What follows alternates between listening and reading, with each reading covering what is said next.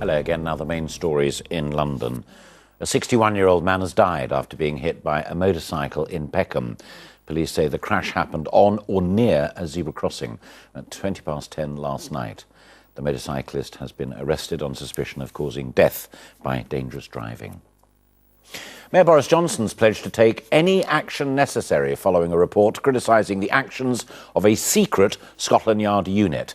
Today it was revealed that the Special Demonstration Squad gathered information on 17 justice campaigners for murder victims, including the family of Stephen Lawrence. The Met has already said, and I quote, "It regrets enormously the distress that has been caused." We'll be taking what action is necessary and learning all the lessons that are to be learned about surveillance and infiltration and all the rest of it. And obviously, we apologise in advance to anybody who's been badly treated. But I think we have to wait and see the full details there.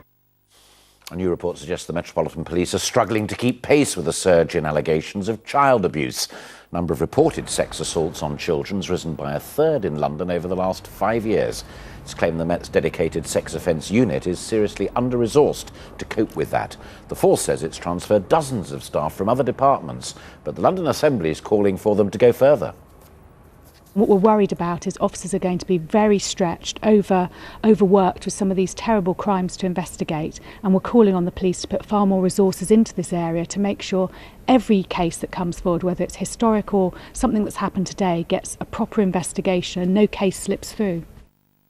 Royal Air Force jets were scrambled late last night to intercept a private plane north of London.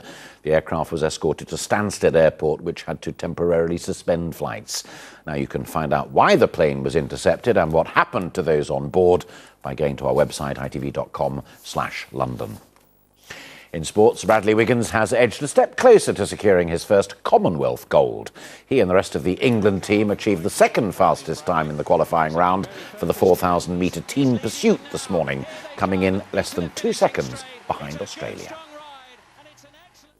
And while the sport gets underway in Glasgow today, London is looking back on its games 2 years ago.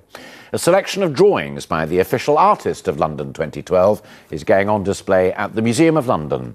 The works by cartoonist Nicholas Garland capture both the sport and the spirit of the London Olympics. Now let's take a look at the weather. Here's Martin.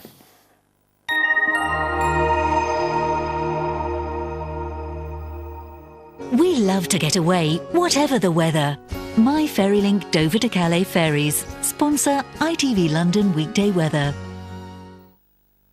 Hello again. For the next few days, staying hot and sunny during the day, warm at night, but then turning slightly cooler by the time we get to Sunday. Very warm out there at the moment, up at 29 degrees, plenty of sunshine, nice evening in store, and then a dry but quite warm and muggy night. Tomorrow morning, a bit cloudier than this morning, but still plenty of bright breaks, nice and warm. Into the afternoon, 1 or 2 isolated and quite heavy showers. For the most part, it will be dry, bright and very warm. My FerryLink Dover to Calais ferries sponsor ITV London weekday weather.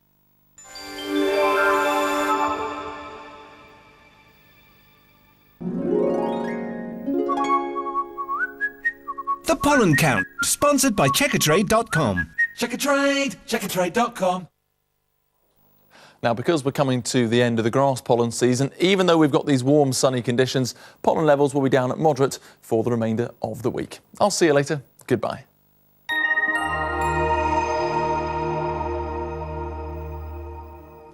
And that's it for now. Tune in again at 6 o'clock for more on all of today's top stories. Until then, from all of the team here, bye-bye for now and have a great afternoon. Bye-bye.